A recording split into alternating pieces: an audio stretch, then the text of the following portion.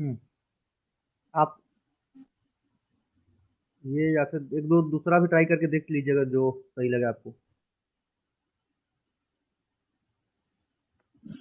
नमस्कार। वितस्ता वेंचर्स के इस सेशन में आप सभी लोगों का स्वागत है। जैसा कि आप लोगों को पता है कि वितस्ता वेंचर्स की तरफ से हर एक रविवार को हम लोग एक खास बातचीत का आयोजन करते हैं और इस बहस में हम तीन युवाओं के साथ हैं। ये तीनों युवा बिहार के हैं, बिहार के अलग अलग क्षेत्र से हैं और ये सभी विद्यार्थी पेशेवर भी हैं। अच्छी बात यह है। और हम आज चर्चा करेंगे 2000 ईस्वी के बाद, यानी लगभग 20 से 25 वर्ष के युवा क्या सोच रहे हैं। बहुत सारे मसले हैं, बहुत सारे सवाल आए हैं, बहुत सारी चीजें आई हैं, बहुत सारे सुझाव भी आए हैं। लेकिन पहले हम आप सभी का परिचय करा दें। आज के हमारे जो तीन सम्मानित अतिथि हैं, तीन सम्मानित वक्ता हैं, उन सब से मैं पहले आप लोगों का परिचय करा दूं सोमू आनंद से। सोमू फिलहाल मास कॉम में पढ़ाई कर रहे हैं और यह अभी पोस्ट ग्रेजुएशन की पढ़ाई कर रहे हैं मास कॉम में। और सोमू प्रसिद्ध हैं कोशी शिखर सम्मेलन के लिए। सोमू, मैं चाहूंगा कि आप हमारे दर्शकों का अभिवादन करें और थोड़ा सा अपना परिचय दे दें। बहुत शुक्रिया मुझे यहाँ पर बुलाने के लिए व्यालोक भैया। जैसा कि व्यालोक भैया ने पहले बता दिया है, मैं सहरसा जिले से आता हूँ और मैं फिलहाल पीजी की पढ़ाई कर रहा हूँ। बैचलर्स मेरा इसी साल कंप्लीट हुआ है और अभी मैं मास्टर इन मास कॉम की पढ़ाई कर रहा हूँ। इसके अलावा जिस कार्यक्रम की, जिस आयोजन की चर्चा व्यालोक भैया ने की, हम लोग कई साथी मिल करके सहरसा में कोशी शिखर सम्मेलन के नाम से एक आयोजन करते हैं और इस बार और आगे वो कोसी के अन्य जिलों में भी वो आयोजन करने की योजना है। उस कार्यक्रम के जरिए हम लोग कोसी के विभिन्न मुद्दों पर विशेषज्ञों को बुलाकर चर्चा करते हैं और उससे तैयार हुए सुझावों को हम लोग सरकार एवं अन्य ऐसी संस्थाएं जो नीतियां बनाती हैं, उन संस्थाओं को देते हैं, ताकि कुछ हमारी भी बात, क्योंकि हम वहाँ के रहने वाले हैं और वहाँ की जो समस्याएं हैं वो हमारी तरफ से क्या है और हमें क्या लगता है, वो हम उन्हें बता सकें। तो यह कोशिश कोशी शिखर सम्मेलन के माध्यम से हम करते हैं। धन्यवाद सोमू। और हमारे दूसरे वक्ता हैं अनुपम। अनुपम की खासियत यह है कि ये इंजीनियर पहले हैं और पत्रकार बाय चॉइस, बाय प्रोफेशन है। इन्होंने बीआईटी मेसरा से पढ़ाई की है और फिलहाल ऑप इंडिया में सीनियर सब एडिटर हैं। अनुपम, मैं चाहूंगा कि हमारे दर्शकों श्रोताओं का अभिवादन करते हुए अपने बारे में संक्षिप्त परिचय दें। जी नमस्कार। आप लोगों में से बहुत से ऐसे होंगे जिन्होंने मुझे देखा भी होगा या ऑप इंडिया पे देखा होगा, ऑप इंडिया के वीडियो में देखा होगा, अजीत भारती सर के साथ विभिन्न चर्चाओं में देखा होगा। और फेसबुक पे तो मैं हमेशा लिखता ही रहता हूँ। जो भी कनकरेंट इश्यूज आते हैं तो उस पर मैं अक्सर लिखता रहता हूँ और आप लोगों के कमेंट्स वगैरह, विरोधियों के भी और हमारे जो हैं वो भी, उनके भी आते रहते हैं। तो मैं बस ये कहना चाहता हूँ कि जैसे बीआईटी मेसरा में, जैसे जब मैं था वहाँ पे इंजीनियरिंग कर रहा था, तो वहाँ भी मैं मैगजीन्स वगैरह वहाँ जो थे तो उनकी भी एडिटिंग में मैं लगा हुआ था। और फिर उसके बाद धीरे धीरे इंटर्नशिप की सैमसंग वगैरह में, और फिर उसके बाद ऑप इंडिया में यहाँ आ गया और 2 साल से यहीं पर हूँ। और लगभग ऑप इंडिया में 500 बाई लाइन 500 पूरे होने ही वाले हैं 2 सालों में लगभग मेरे। धन्यवाद अनुपम। और अब हम रॉबिन्स की ओर चल रहे हैं। हमारे तीसरे वक्ता हैं रॉबिन्स। रॉबिन्स भी मास कॉम से पीजी कर रहे हैं। ये गया में जो सेंट्रल यूनिवर्सिटी है वहां से अभी फिलहाल स्नातकोत्तर की पढ़ाई कर रहे हैं जनसंचार में। इसके साथ ये वितस्ता से फिलहाल कंसल्टेंसी कर रहे हैं। कुछ समय पहले ये फुल टाइम जुड़े हुए थे, लेकिन अपनी पढ़ाई की वजह से इन्होंने अभी कंसल्टेंसी ली है। रॉबिन्स, आपका स्वागत है। कृपया अपने बारे में इसी जानकारी दे दें हमारे दर्शकों श्रोताओं को। धन्यवाद भैया। पहले आप सभी को नमस्कार। मैं रॉबिन्स कुमार। अभी मैं पीजी कर रहा हूँ मास कॉम से, सेंट्रल यूनिवर्सिटी गया से। मैं वितस्ता वेंचर्स के साथ जुड़ा हुआ हूँ। तकरीबन 2 साल हुए व्यालोक भैया के निर्देशन में काम कर रहा हूँ। अभी भी जुड़ा हुआ हूँ और बहुत अच्छा भी लग रहा है काम करते हुए। साथ में अब इधर अब मास्कॉम की पढ़ाई शुरू हो गई है तो टाइम मुश्किल हो गया है देना, लेकिन सब ठीक ही चल रहा है। धन्यवाद रॉबिन्स। हम अपने दर्शकों श्रोताओं को बता दें कि आज मेरी भूमिका केवल दर्शक और प्रेक्षक की रहेगी। मैं चाहता हूं कि हमारे युवा साथी बोलें और खूब बोलें, जमकर बोलें, क्योंकि हमारे यहाँ जो प्रदेश, जो देश बहस और विवाद के लिए जाना जाता था, जहां उपनिषदों की परंपरा थी, बैठकर बातचीत करने की, सुलझाने की परंपरा थी, वह परंपरा कहीं लुप्त हो गई है। अब सिर्फ फुटअव्वल होता है या लाठियां चल। मैं चाहता हूं कि हमारे बड़े साथी, हमारे जो भी विवेकशील साथी हैं, वह इस कार्यक्रम को जरूर देखें, और हमारे जो भी युवा अतिथिगण हैं वह ज्यादा से ज्यादा। पहला सवाल सोमू आपसे, सहरसा के आप रहने वाले हैं और फिलहाल पटना में रहकर पढ़ाई कर रहे हैं। सिटी माइग्रेशन शायद इसी को कहते हैं, और दूसरी बात है कि आपने यहाँ रहना चुना, वरना ये हो सकता था कि आप दिल्ली जाते या मुंबई जाते या कहीं और पढ़ाई करने। बिहार में एक रिकॉर्ड भी बना था सहरसा स्टेशन के नाम पर, सबसे ज्यादा टिकटों की बिक्री का एक दिन में। यह दंश पलायन का, जिसके लिए आप कोसी शिखर सम्मेलन भी करते हैं, क्या है और इसका उपाय क्या है? निश्चित रूप से ये काफी दुखद होता ही है हमेशा से, कि आप किसी चीज के लिए जो चीज आपको आपके स्थानीय जगह पर मिल सकती है वहां पर आपको नहीं मिलती है और आप बाहर आते हैं। क्योंकि मैंने यहाँ पटना रहना इसलिए चुना, जैसा कि आपने भी कहा, क्योंकि हमेशा से घर से एक लगाव रहा और काफी सारी चीजें ऐसी हैं जिसकी वजह से मुझे पटना रहना है। तो जो माइग्रेशन का जहां तक सवाल है, हमारा जो पूरा इलाका है वो काफी अभिशप्त है, इस दंश को झेल रहा है एक लंबे वक्त से। तो दो तीन इसके बड़े कारण हैं जो ठीक ठीक मुझे समझ में आ रहे हैं। जैसे हमारे यहाँ की जो नीतियां बनती हैं वो काफी अजीबोगरीब नीतियां बनती हैं। मधेपुरा में रेल कारखाना खुला, अभी उसकी खूब चर्चा होती है, खूब गिनाया जाता है कि मधेपुरा में ये काम हुआ कि एक हमारे यहाँ से रेल मंत्री हुए लालू प्रसाद यादव, जो पूर्व में मुख्यमंत्री भी थे, उन्होंने रेल कारखाना मधेपुरा में खुलवाया। एक स्लीपर फैक्ट्री भी मधेपुरा में खुली, कि पता नहीं, शायद मेरे आसपास से तो नहीं, लेकिन शायद किसी और के आसपास से बाहर से कुत्ते की भौंकने की बहुत आवाज आ रही है, वो बार बार परेशान कर रही है, तो अगर कहीं से आ रही हो तो म्यूट। हाँ,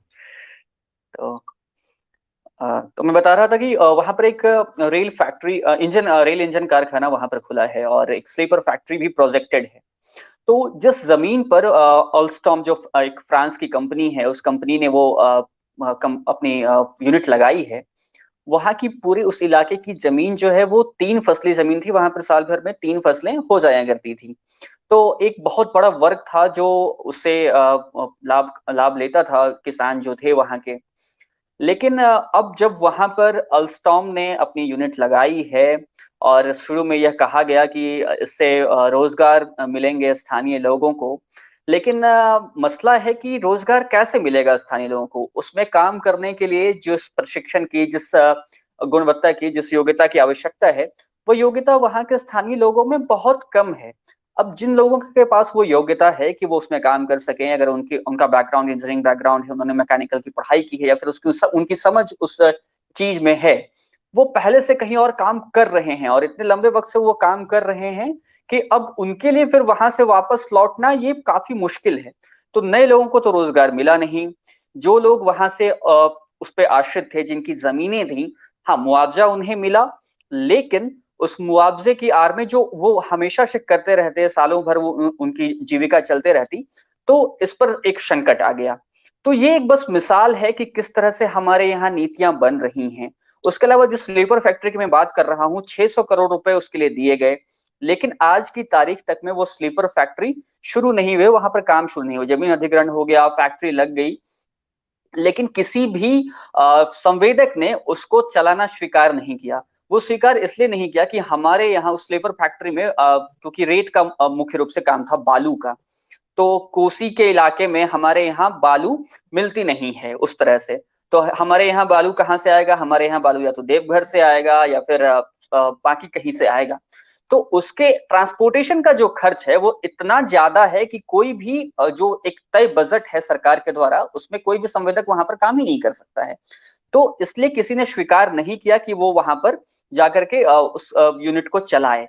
तो उस यूनिट में भी क्या हो रहा है, जितनी हमारी जमीन गई वो सब कुछ गया, 600 करोड़ रुपए जो सरकार के जाने थे वो गए, लेकिन वहां से किसी एक भी व्यक्ति को लाभ नहीं हो रहा है। एक गार्ड वहां पर है, पिछले 3-4 सालों से उसको 90 रुपए प्रति माह कहा गया कि उससे मिलेंगे, लेकिन वो भी मिल रहे हैं, कभी नहीं मिल रहे हैं। कौन उसको देखने वाला है? कोई पूछने वाला नहीं है।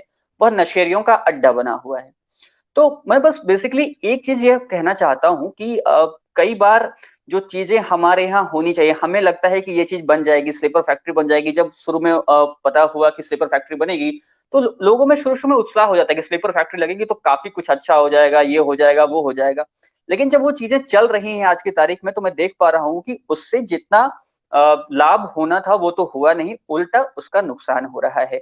तो ये दो मिसाल है जिसकी वजह से कोसी काफी अभिशप्त है। और इसके अलावा कई सारी चीजें हैं। एक चीज मैं बस वैलोक भैया मैं जोड़ना चाहता हूँ जो काफी बड़ा इशू है। एक इशू हमारे यहाँ तटबंध का है, जिसके जिस पर परिचर्चा के दौरान आप संयोगवश वहां उपस्थित थे जब दिनेश सर गए थे। और तो उस इशू के बारे में काफी सारे लोग जानते हैं, हम लोग काफी बात करते हैं उसके बारे में। लेकिन बस वो दुखद है कि उसका समाधान अभी तक हुआ नहीं है। नहीं तो एक किस्सा जो मुझे इस बार के सम्मेलन में एक वक्ता ने बताया, वो किस्सा ये था कि एक व्यक्ति इजराइल से चलते चलते हमारे यहाँ आ गया, कोसी में आ गया। उसे काम की तलाश थी, तो हो सकता है उसे कहीं और भी काम मिल सकता हो, लेकिन ये वो व्यक्ति यहाँ पर आ गया। और हमारे यहाँ एक कॉलोनी है, मिशन कॉलोनी, उस कॉलोनी में वो व्यक्ति रहने लगा और उसके रोजगार की तलाश यहाँ आकर के पूरी हुई। ये तकरीबन 30 या 1930-1940 के आसपास की घटना है। तो उसके बाद से जो हमारा इलाका ऐसा था कि जो बाहर से लोग आते थे वहां पर रोजगार करते थे। मतलब कई सारे लोग पश्चिम बंगाल से या फिर अन्य इलाकों से हमारे यहाँ आए हैं जो अभी बसे हुए हैं वहां पर, उन लोगों को रोजगार मिला वहां पर। लेकिन आज की तारीख में हम इतने अभिशप्त हैं कि जो दुखद रिकॉर्ड आपने बताया कि सहरसा जंक्शन से सबसे अधिक टिकट बिक्री का है, वो हमारे सर पर है। और कई बार तो लगता है कि बहुत से लोग इसको सेलिब्रेट भी करते हैं। तो ये कुछ एक चीजें हैं जो हमारे लिए काफी दुखद हैं। नहीं, दुखी होने की बात नहीं है, क्योंकि मैं दरभंगा का हूँ और मेरे सिर पर ताज है सबसे गंदा शहर होने का, तो इसलिए ऐसे ही दुखी होने की बात नहीं है।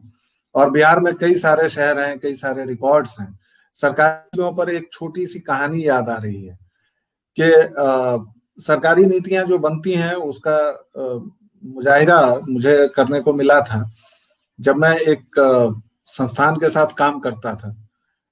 विकास कार्यों का वो काम देखते थे। तो राजस्थान के एक गांव में गया और राजस्थान में जो कुएं खोदे जाते हैं, छोटे छोटे कुएं खोदे जाते हैं और उसमें पत्थर लगाए जाते हैं, जिन पत्थरों से अगर आपका हाथ थोड़ा सा भी टकराएगा तो वो आप क्षतिग्रस्त हो सकता है। क्योंकि नीतियां दिल्ली में बनी तो वहां के लिए ये तय हो गया कि कुम्हारों से आवेदन लिया जाए और लोकल फॉर वोकल जो मोदी जी आज कह रहे हैं वो 10 साल पहले वहां के किसी अधिकारी ने कर लिया और कहा कि 150-200 मटके इस गांव में दे दिए जाएं, क्योंकि पानी लाने में बड़ी दिक्कत होती है। तो उन मिट्टी के मटकों का क्या हश्र हुआ होगा ये आप लोग सोच सकते हैं, हमारे दर्शक सोच सकते हैं। बाकी सरकारी नीतियां इसी तरह बनती हैं और दिक्कत यह है कि हम लोग केवल बातें कर पाते हैं। सहरसा के साथ दरभंगा, मुजफ्फरपुर, भागलपुर, चंपारण, चंपा का अरण्य जो है, इन सब के माथे पर गया के नाम पर शायद इस बार सबसे गंदा शहर होने का रिकॉर्ड मिला है इसको, गया पर। वहां से हमारे रॉबिन्स हैं। कैसा महसूस होता है रॉबिन्स जब आप यह सुनते हैं या जब आप गया की गलियों में चलते हैं? महसूस तो जायज़ सी बात है, बहुत बुरा ही होता है। लेकिन हाँ, लेकिन मैंने ये गया में आजकल के चलताऊ मुहावरे का प्रयोग किया है कि कैसा महसूस होता है, आपके यहाँ कुछ हो गया है? नहीं, महसूस तो खैर जायज़ सी बात है, बहुत बुरा होता है। अगर आप जिस शहर में रहते हैं, उसको अगर कोई अच्छी चीज़ों में ना लेके लेकिन सबसे ज़्यादा गंदा शहर होने का खिताब मिले, तो हमारे लिए, हमारे नेताओं के लिए, इसमें केवल नेताओं की का दोष मैं नहीं दूँगा, हम सबके लिए भी बहुत वो है कि हम ही लोग कचरा फेंकते हैं, ध्यान नहीं देते हैं। और कुछ सरकार की भी विफलताएँ हैं। अगर गया में आप जीबी रोड चले जाएँ या बहुत सारी ऐसी जगह हैं, गोदाम हो गया या फिर बहुत सारी ऐसी जगह हैं जहाँ पे आप जाएँगे तो हमेशा कूड़े का अंबार मिलेगा। नगर निगम की हालत भास्कर, क्या है?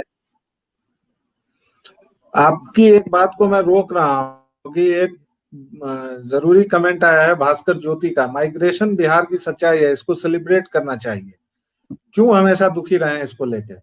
सोमू, आप बोल चुके हैं, इसलिए मैं अनुपम से चाहूंगा फिलहाल इस पर कमेंट दें, उसके बाद हम लोग इस बहस को और तुर्स और तीखा बनाएंगे। नहीं सर, क्यों हम लोग मैं दुखी होते हैं माइग्रेशन को लेकर? नहीं, इससे तो मैं सहमत नहीं होऊंगा कि माइग्रेशन से को सेलिब्रेट हम क्यों करें, क्योंकि असल में कोई भी व्यक्ति नहीं चाहता है कि वो अपना घर परिवार ये सब छोड़ के जाए। किसी को अगर 20,000 रुपए यहाँ पे मिल रहे हैं और 40,000 रुपए बाहर मिल रहे हैं, तो वो यही चुनता है कि मैं घर में रहूं और यहीं आसपास कुछ भी करूं और मुझे उतने रुपए यहाँ पर मिले। लेकिन असल में माइग्रेशन का एक और कारण ये भी था कि असल में पहले जैसे यहाँ पे जमींदारी प्रथा वगैरह जो भी थी या नहीं थी, उसको लेके जो भी फैलाया गया था, तो बहुत से ऐसे भी मजदूर हैं जो सिर्फ पंजाब हरियाणा, यहाँ से बिहार से अधिकतर जो जनसंख्या है जो जाती है पंजाब हरियाणा और मुंबई ही जाती है। तो जो पंजाब, यहाँ से बहुत से ऐसे लोग भी गए कि बाकी गए हैं, तो उनके बगल वाले भी कह रहे हैं, जैसे यहाँ पर जहाँ भी गरीब परिवार के लोग रहते हैं, कि हाँ ये भी नहीं गया, ये देखो ये पंजाब में कमा रहा है तो ये भी पंजाब में कमाना चाहिए, तो पीछे पीछे वो भी अपना निकल लिया। और मैं अभी देख रहा हूँ कोरोना लॉकडाउन में अभी आया है, अभी ऐसा समय है कि अभी गेहूं में पानी वगैरह पट रहा होता है, गाँव में ये लोगों को पता है। तो मैं देख रहा हूँ कि जितने भी लोग बाहर से आए हैं यहाँ पर, वो एक भी दिन बैठे हुए नहीं है। कुछ न कुछ ऐसे काम है जो लगातार हो रहे हैं, या तो वो गेहूं में पानी पटाने या आप सब्जियां उगाना लोग शुरू करेंगे, वो उनमें लगा दिए जाएंगे, या कुछ न कुछ मतलब अन्य कार्यों में, तो वो सब में लगे ही हुए हैं। तो माइग्रेशन असल में समस्या है, लेकिन समस्या बना भी दी गई है उसको, क्योंकि बिहार में पहले उद्योग नहीं लगे, काफी पहले से उद्योग इसीलिए नहीं लगे क्योंकि यहाँ पे अगर एक छोटा छोटा सा शोरूम भी लग जाता था तो मुख्यमंत्री के साले उठा के ले जाते थे कार को। तो इसीलिए तो एक साइकिल की फैक्ट्री लगाने के लिए यहाँ पर पटना में नीतीश कुमार के आने के बाद, और वो लगी थी वहां पे, हालांकि अब वो भी स्थिति बदतर ही है, अब कोई और उठाकर तो नहीं ले जाते हैं, लेकिन स्थिति अभी भी खराब है। तो जब उद्योग नहीं लगेंगे तो आपको जॉब देगा कौन, आपको नौकरी देगा कौन? एक ही आपका बच जाता है कृषि, और कृषि में किसान कम हो रहे हैं। किसान कम हो रहे हैं मतलब लोगों की जमीनें कम हो रही है, जो पुरानी जिनके पास ज्यादा जमीनें थी, वो अपनी जमीनें या तो उन्होंने बेच दी, या नए जो थोड़ी क्वालिटी आई है कि हाँ लोग खरीद रहे हैं, जो बाहर से कमा कर आ रहे हैं वो भी अपनी जमीनें खरीद रहे हैं। तो अब कृषि में रहा नहीं उन लोगों का, मजदूरों के लिए कुछ भी, तो इसीलिए बाहर जाना उनके लिए अब मजबूरी भी बनती जा रही है। और यहाँ असल में होता क्या है कि कोई भी सरकार जब 10 साल से ज्यादा रह जाती है तो वो सो जाती है। तो ज्यादा से ज्यादा आप डाक बंगला पे जाएंगे तो आप लाठी खाएंगे, वहां पे कोई प्रदर्शन या वगैरह कुछ करेंगे तो माइग्रेशन सेलिब्रेट करने वाली चीज तो नहीं ही है। दो तीन टिप्पणियां करनी पड़ेंगी, इसलिए क्योंकि मुझे लगता है कि दो तीन टिप्पणियों की जरूरत है। मेरी आवाज आ रही है या कोई प्रॉब्लम हो रही है? आवाज ठीक है सर, आ रही। आ रही है आपकी आवाज? ओके, आ रही, मुझे भी आ रही। तो नहीं, हमारे दर्शकों श्रोताओं को, क्योंकि एक आध मैं एंग्री रिएक्शंस देख रहा हूँ, वो पता नहीं क्यों है, या शायद हम लोगों की बातचीत उस दिशा में बढ़ रही है इसलिए हो रही है। सही बात है अनुपम, आपने सही कहा कि पहले अगर बात होती थी कि शोरूम है तो मुख्यमंत्री के साले, आपका जिधर इशारा है लोग समझ रहे हैं। और एक शादी में ऐसी घटना हुई थी, लोगों ने कार उठाए थे शोरूम से। सवाल यह है कि वह 15 साल पहले का नजारा था, आज हमें कार के कितने शोरूम दिखते हैं। आज दरभंगा शहर 1.5 किलोमीटर के दायरे में क्यों सिमट जाता है। सहरसा में पिछले 60 सालों से शायद बताएंगे सोमू, एक महान वहां गुमटी बन रही है जो शायद पिछले 5-6 पंचवर्षीय योजनाओं से बन रही है। क्यों सोमू, अगर मैं सही हूं तो?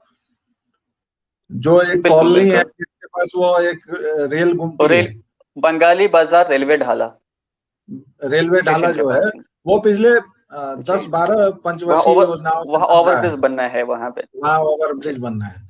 मेरे दरभंगा में एक ओवरब्रिज बना है और दोनार एक जगह का नाम है, वहां पिछले 3 सांसद लगातार इसी बात पर चुनाव जीतते हैं कि वो वहां बना देंगे। एक रिजीम था, एक खौफनाक वक्त था, वह आप लोगों ने, ईश्वर की कृपा है या जो भी कहें उसको, आप लोगों ने नहीं देखा है वह, लेकिन गुजर गया है। हमारे युवा क्यों उनकी भी गर्दन नहीं पकड़ते हैं और इनकी भी गर्दन नहीं पकड़ते हैं? इस पर मैं आऊंगा इस सवाल के साथ कि कल तेजस्वी यादव ने मानव श्रृंखला बनाई। You can see the audacity कि एक ऐसा व्यक्ति, और अगर मैं अभी कहूं कि एक 8वीं फेल व्यक्ति, तो तुरंत बाइनरीज आएंगी कि फलाने आदमी की डिग्री संदिग्ध है, एक एचआरडी मिनिस्टर थी, या जो हम हमेशा बाइनरीज में बात करते हैं। लेकिन मेरा सवाल यह है कि जिस व्यक्ति ने, जिस पार्टी ने बिहार की 3 पीढ़ियों को बर्बाद किया, उसके सपूत को आखिर बिहार में इतने युवा अपना नेता बन सकते हैं? यह सवाल सोमू आपसे भी है, अनुपम आपसे भी है और रॉबिन्स आपसे भी है। शुरुआत अनुपम आपसे करेंगे। सर देखिए, एक धारणा बन गई है, वो धारणा ये बन गई है, वो मैं उसी सवाल पे आ रहा हूँ लेकिन उससे पहले थोड़ा बता रहा हूँ। एक धारणा ये बन गई है कि अपनी अपनी आईटी सेल को मजबूत करो, क्योंकि भाजपा वैसे ही चुनाव जीतती है। जबकि सच्चाई ये है कि भाजपा ने अपने आईटी टेक्नोलॉजी का इस्तेमाल चुनाव में अच्छे से 2014 में ही किया था। उसके बाद वो लोग उसे छोड़ के आगे निकल गए हैं और उन्होंने बूथ मैनेजमेंट शुरू कर दिया। तो असल में अभी जो चुनाव हुए थे उससे पहले भी क्या हुआ, उससे पहले आजकल बाहर से चुनावी मैनेजर बुलाए जाते हैं, जैसे प्रशांत किशोर वगैरह। तो ये निशानी होती है इस चीज की कि आप जहाँ 50 सालों से राजनीति कर रहे हैं, वहां को लेकर आपका आत्मविश्वास इतना डिग गया है कि कोई बाहर से आकर आपको बता रहा है कि क्या करना है। तो इसी तरह से अभी जो चुनाव हुआ था उससे पहले भी तेजस्वी यादव ने लोगों से सलाह दी होगी, सबने यही कहा कि हाँ तुम अपना आईटी सेल मजबूत करो, ये करो। तो असल में मैंने देखा कि सोशल मीडिया प्रेजेंस जो था वो अचानक से बढ़ गया था, वो अचानक से यूट्यूब पर बढ़ गया था, वो अचानक से ट्विटर पर बढ़ गया था। तेजस्वी यादव का राहुल गांधी की तरह इनके रिट्वीट्स होने लगे थे। तो तभी मैं समझ गया था कि हाँ तेजस्वी यादव का यहाँ पे बढ़ रहा है। और जमीन पे इन्होंने क्या किया, इन्होंने जमीन पे टेक्निक अपनी पिता वाली ही अपनाई है कि हाँ मैं इसी तरह लोगों से बातें करूंगा, थोड़ी भोजपुरी में बोलूंगा, कहा भइल कि ना भइल, इस तरह से, और लोग जवाब देते हैं, कनेक्ट महसूस करेंगे। लेकिन इन्होंने एक चालाकी ये की कि पूरे चुनाव में इन्होंने लालू यादव को मुद्दा ही नहीं बनने दिया। इन्होंने पूरे इलेक्शन में लगातार उनसे दूर भागते रहे। पोस्टर पे हमने देखा था कैसे कि पटना में पोस्टर से उनको हटा दिया गया था, और फिर बाद में जितने भी जहां भी उनकी चर्चा आती थी वहां ये लोग पीछे हट जाते थे। और वहीं अब क्या हो रहा है, अब एक सहानुभूति लहर पैदा की जा रही है। अब एक सहानुभूति ये होता है कि मैं कुछ जगह कमेंट्स वगैरह, टिप्पणियां वगैरह देख रहा था सोशल मीडिया में, लोग बोल रहे थे ठीक है लालू यादव ने घोटाला किया, हमें बर्बाद किया, ये सब कुछ किया, ठीक है, लेकिन अब तो वो बूढ़ा हो गया, अब तो 70 से ऊपर एज हो गई है, अब तो छोड़ दो उसको। तो असल में होता क्या है, जब भी कोई बीमार होता है इस तरह से, ये और पुराने घाघ नेता जो रहे, और खासकर जिनकी जाति के नाम पर गोलबंदी है शायद इस तरह से जिनका बना हुआ है, तो अब जो आगे चुनाव होगा तो उसमें हो सकता है लालू यादव हो सकता है हॉस्पिटल में रहे, आईसीयू में रहे, एम्स में रहे, जहां भी रहे, तो वहां इस चीज को भी ये लोग मुद्दा बनाएंगे। जब तक लालू यादव ठीक थे तब तक ये उनसे दूर भाग रहे थे, और अब लालू यादव बीमार होंगे तो वो भी मुद्दा बनेंगे। तो तेजस्वी का अनुपम आपको बीच में रोकना पड़ेगा, क्योंकि मैं देख रहा हूं हमारे दोनों युवा साथी आपको इंटरप्ट नहीं कर रहे हैं। सोमू और रॉबिन्स, मैं इस चर्चा को बिल्कुल खुली रखना चाहता हूं, तो आप लोग अगर इंटरप्ट करना चाहें तो वैधानिक तरीका जो है उस तरीके से इंटरप्ट करें प्लीज। अनुपम, आप अपनी बात कहें। हाँ, मैं वही बोल रहा था। मैं बस ये 2 कारण मैं देख रहा हूँ कि 2 कारण तेजस्वी यादव के लिए इतनी भीड़ जुट रही है, इसलिए 3 कारण असल में हो सकते हैं। एक तो ये कि पूरे चुनाव में वो लालू यादव से दूर भागते रहे अपने पिता से, और दूसरी बात ये कि अब उन्हीं बीमार हो गए हैं तो उन्हीं का इस्तेमाल करके सहानुभूति लहर पैदा, क्योंकि पहले अगर वो सहानुभूति वाला इस्तेमाल करते तो उन्हें लोगों को तो सुशील मोदी उधर से बताते कि हाँ देखो ये तो रिम्स डायरेक्टर के बंगले में रह रहा है, इसकी तो गठबंधन की सरकार है वहीं पे झारखंड में ही। लेकिन अब वो एम्स में चले गए हैं, वो कुर्सी वगैरह पे लाद के उनको ले जाया गया है, तो वो फोटो जो है सो कि आरजेडी IT सेल ने काफी शेयर किया। और तीसरा कि तेजस्वी यादव, एक बात मैं मानूंगा कि वो धुआंधार रैली करते हैं। मतलब बिहार में ऐसी धुआंधार रैली एक लालू यादव ही किया करते थे। 2015 के इलेक्शन में इन्हें प्रशांत किशोर ने दिया था एजेंडा की 240 के 240 सीट दोनों तय ये करे, दौरा करे लालू और नीतीश। तो उन्होंने खुद बताया था कि मैं हेलीकॉप्टर पकड़ लेता था जब, या माइक पकड़ लेता था जब मुझे लगता था कि मैं आधा बेहोश हो रहा हूं। तो ये एक चीज है कि इन्होंने भी इस बार धुआंधार रैली की और मेहनत भी की है। तो ये 3 कारण है जिसके कारण भीड़ जुट रही है अच्छा खासा, और पब्लिक एक बड़ा हिस्सा वो है जो कनेक्ट हो रहा है। और एंटी इनकम्बेंसी तो नीतीश के नाम पर है ही, तो वो एड ऑन फैक्टर मान लीजिए उसमें। सोमू, आप कुछ कहें उससे पहले एक कमेंट आया है, हिमांशु झा है, यह बता रहे हैं कि नेताओं और खासकर युवाओं को यह बात गांठ बांध लेनी चाहिए कि ट्विटर और फेसबुक का वोटिंग ट्रांसलेशन 1% से ज्यादा नहीं है। यह तथ्य इन्होंने कहां से दिया है वह उल्लेख नहीं है, इसलिए मैं इस पर तो बात नहीं करूंगा। लेकिन हाँ, आरजेडी को अच्छी खासी सीटें आई हैं, इससे हम इनकार नहीं कर सकते हैं।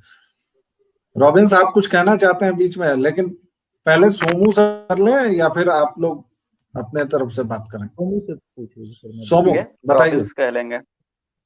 हाँ, रॉबिन्स कहिए। जी, रॉबिन्स कह लें। जैसा कि ये बता रहे कि 1% से ज़्यादा नहीं होता, लेकिन मैंने जहाँ तक चुनाव में देखा है, क्योंकि मैं 2-3 चुनाव में रह चुका हूँ, चीज़ों को देखा, तो कई जगह देखा है जहाँ पे ग्रुप्स, जो व्हाट्सएप ग्रुप्स हुए, फेसबुक ग्रुप्स हुए, मायने रखते हैं। चुनाव में बहुत निगरानी के साथ, इसी चुनाव की मैं बात कर रहा हूँ, हर एक बूथ पे नज़र होती है, हर एक ग्रुप्स में, चाहे वो फेसबुक ग्रुप्स में हर चीज़ों को, वहाँ का सारा डेटा लिया जाता है कंटिन्यू, वहाँ वोटिंग को रोका जाता है, बहुत सारी चीज़ें होती हैं। तो मुझे तो लगता है कि ट्रांसफ़र होते हैं चीज़, मैंने देखा है इस चुनाव में ट्रांसफ़र होते हुए। सोमू आनंद के कोई चाहने वाले हैं, और मैं देख रहा हूं कि आप तीनों युवाओं के चाहने वाले हैं, लेकिन एक मैसेज आया कि सोमू को ही सुनने आए हैं, लगातार बने रहिए। तो सोमू जी प्लीज, आप वरना जाने की धमकी भी देके गए कि वरना हम चले जाएंगे। नहीं, एक बहुत जरूरी कमेंट आया था, प्रवीण सर ने लिखा है कि पलायन एक जरूरी चीज है, और वो जिस कंटेक्स्ट में पलायन की वो बात कर रहे हैं, मैं उससे बिल्कुल पूरी तरह से सहमत हूँ कि वो लिख रहे हैं कि पलायन जरूरी है। जो पलायन को बड़ी समस्या कहते हैं वो ख्वाबों की दुनिया में रहते हैं। पलायन में ज्ञान और तकनीक का इम्पोर्ट होना चाहिए। तो ये काफी जरूरी चीज है कि पलायन में ज्ञान, तकनीक और एक दूसरे के आचार व्यवहार, कला, संस्कृति, इन तमाम चीजों का इम्पोर्ट होना चाहिए। लेकिन हमारे लिए जो जिस हिस्से से हम आते हैं, या फिर कई सारे लोग ऐसे हैं जो जिस हिस्से से आते हैं, वो बहुत ही वो आजीविका के लिए पलायन कर रहे हैं। वो अपने घर। सोमू, बस एक चीज याद दिला दूं कि आपसे मूल सवाल ये था कि तेजस्वी को युवा नेता क्यों मान रहे हैं? मुझे नहीं लगता कि तेजस्वी कहते हुए कि आप पलायन की बात आ जाइएगा उस पर, लेकिन वो सवाल है आपसे। जी जी, मैं उसी सवाल पे आता हूँ। मुझे नहीं लगता कि तेजस्वी को युवा नेता मान रहे हैं, और कोई मान भी रहा हो, मैं तो कम से कम बिल्कुल नहीं मानता हूँ। और मेरे न मानने के 2-3 कारण हैं। एक उसमें से एक बड़ा कारण है कि तेजस्वी यादव हर उस वक्त में बिहार से अनुपस्थित होते हैं जब बिहार को एक मजबूत विपक्ष की आवश्यकता होती है, क्योंकि वो प्रतिपक्ष के नेता भी हैं, और वो एक तरह से कहें तो जो हमारा सिस्टम है वो उसमें काफी महत्वपूर्ण पद पे हैं वो। लेकिन फिर भी क्योंकि दो मेरे दो छोटे छोटे अनुभव हैं मेरे। एक, जब हम काम कर रहे थे मुजफ्फरपुर में चमकी बुखार के समय, उस वक्त भी लगा था कि विपक्ष यहाँ पर आकर के इंटरवेन करेगा, सरकार को जगाएगा, लेकिन लगातार जब बच्चे मर रहे थे और उस वक्त भी तेजस्वी यादव पता नहीं कहाँ सो रहे थे।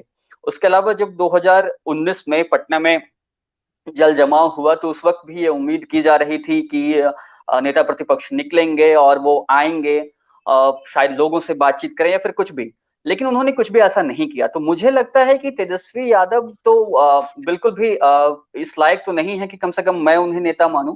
और दूसरी बात है कि उन्हें नेता क्यों माना जा रहा है, तो हमेशा से बिहार की जो राजनीति रही है उसमें या फिर कहीं भी हम अपने आसपास ही देखें, चाहे उत्तर प्रदेश की बात करें या फिर और भी कहीं की, तो एक चीज है कि क्योंकि राजनीति में परिवारवाद जो है वो एक बहुत ही बड़ा फैक्टर है, वो हर दल में है, हर दल में नेता के पुत्र नेता बनते आए हैं, तो वो एक सिस्टम चला आ रहा है। तो इस वजह से जो लोग राष्ट्रीय जनता दल को मानने वाले लोग हैं, उसको फॉलो करने वाले लोग हैं, वो तेजस्वी यादव को मान रहे हैं, लेकिन मैं तो नहीं मान रहा हूँ तेजस्वी यादव को नेता।